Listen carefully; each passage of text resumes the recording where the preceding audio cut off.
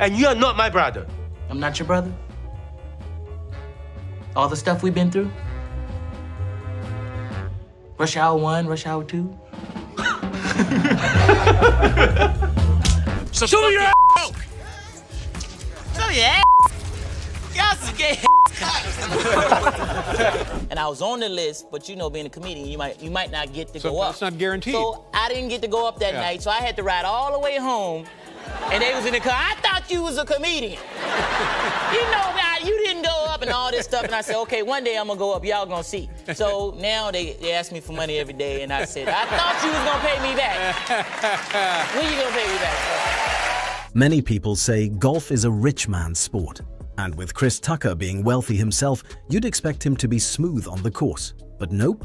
One of us is an avid golfer, and one of us plays, and one of us plays at it. Let's talk about your golf tournament and what it benefits. I'm not that good. I got to work on it a little bit more, because when I tee off, like birds fly away and ducks get out of the water, turtles run away and stuff. I heard a bird laughing one time I teed off. He was like, I said, man, you can't do it. Chris Tucker was famous for being a guy that knows everybody, and he is famously known to be close friends with Michael Jackson, Jackie Chan, and Prince, people who is known to be shy and reserved. But one of the most random friendship Chris Tucker has? Barack Obama. And yes, they actually knew each other before Obama became president. Thanks, Obama. We were talking about President Obama because Barbara's interviewing him tonight. You shared a cab with him, I heard. Yeah, we was in the car. I rode in the car with him before he was running for senator. No, he was senator. And I was late to the fundraiser, so I said, hey, I want to meet him too. They said, well, he's going to another fundraiser, jump in the car. I said, okay, so we got in the car and we were talking, and he was really nice. We talked about little stuff like chicken and basketball, just a little small talk. A lot of small talk. He said, you like chicken? He said, I like chicken. You like chicken too? Chris Tucker's friendship with Michael Jackson remains one of the most legendary bonds in Hollywood history. They were so close, in fact, that Tucker never missed an opportunity to talk about Michael with humor. In public anywhere with Michael Jackson? Because what's that like? You know what? We go to the movies sometimes. We go to the movies. Both of us like going to the movies. So we go to the movies, but it's hard because Michael got to sneak in the movie right before it starts. Now I'm sitting there, where's Michael? And then I turn around, he's like, hey, Chris. I'm like, oh, man. How long you been here? About 5 minutes. And then, you know, we sneak in, all this stuff. He sneaks in at the last minute. He does all this stuff. Security brings us popcorn and stuff. And, you know, I'm like, he's trying to hide, you know. Here you go, Mr. Jackson. You know? Yeah. And then all of a sudden, we watching the movie. He's the loudest person in there. Really? You know? Yeah, he's watching the movie like, hee hee. The King of Pop was famously known as a shy and private person, someone who kept his circle small, the complete opposite of the loud and endlessly charismatic Chris Tucker. So whenever Michael and Tucker were together, you just knew something unforgettable was about to happen. And Michael was just so nice, man. You'd be around him and you just get happy, man. He would give you anything if you liked something. Like I was just complimenting a flat screen TV he had, and he gave it to me. I was like, Michael, I didn't want the TV. But then the black came out of me. I started liking everything after that. I said, Mike, I like that Rolls Royce. That's a bad Rolls Royce. Not the old one, the new Rolls Royce, right there. He was like, you like it, Chris? I said, yeah, I like it. He said, well, you better go buy one, because I ain't giving you my Rolls. I gave you a TV? Damn.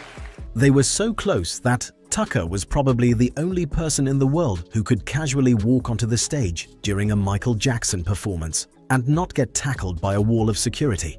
And honestly, that says everything about how deep their friendship really was.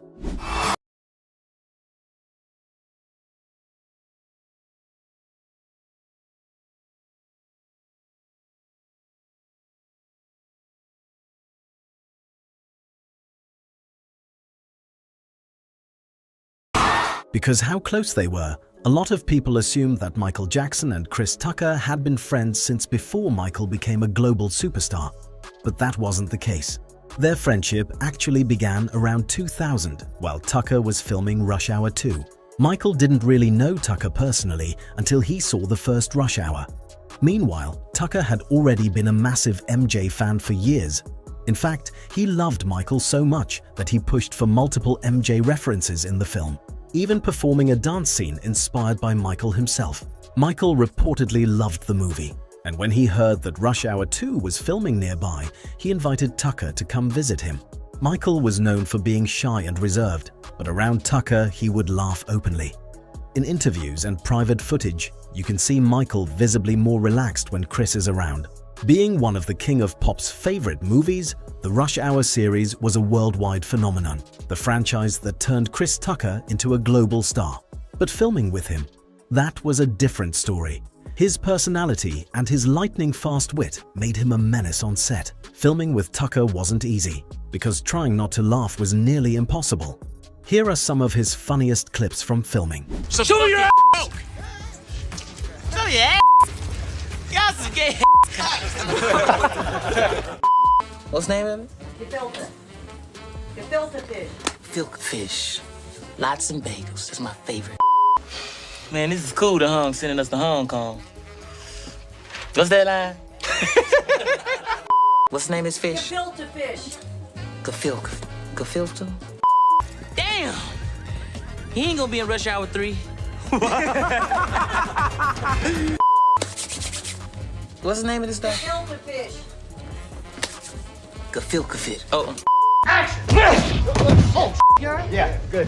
that was my Muhammad Ali swing, man. Yeah. You know what this is? What is it? Gefilte fish. It's filter fish. Shishin. See? How different is that? Filter fish. You want some of my filter fish? You want any of this? What's the name of the fish? Gefilte fish. Gefilte fish. Gefilte fish. All right, sorry. Okay. The Rush Hour didn't just create one unlikely friendship in Hollywood.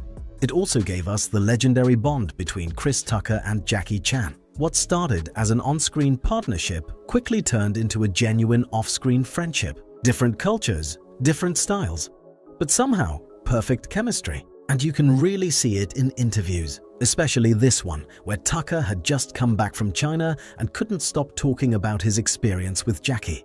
What's it like in China with Jackie Chan? Is it just ridiculous? He's the man. Jackie owned everything. He's like, you like hotel? He said, you like hotel? I said, yeah, it's my hotel. That's my hotel. No. So I got to do more movies. And then he was like, wow, you over here. I said, I came to see you. What do you think I'm over here for? You're the only person I know in China. Walks around with like 15 people, and then I'm like in the back of the 15 people. Jackie, wait up, hold up. This don't look right, man. We're supposed to be together. Their bond was so strong that even years after filming the last movie, Jackie Chan still lights up every time he sees Chris Tucker. Don't believe it? Check out this clip from 2012, a full 15 years after the first Rush Hour hit theaters. And somehow, their chemistry feels stronger than ever. Kind of a surprise for us all, but backstage we have Mr. Chris Tucker, Jackie's co-star.